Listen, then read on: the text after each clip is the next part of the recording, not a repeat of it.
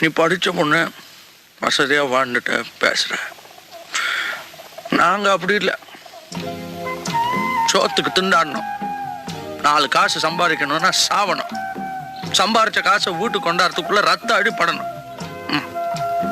ஒரு நாளைக்காவது ராத்திரி வரல நாம உயிரோட இருப்போம் நம்பிக்கை உண்டா? இல்லை. அதனால்தான் எங்களால் கோர்ட்டு போலீஸ்ன்னு நினைக்க முடியல.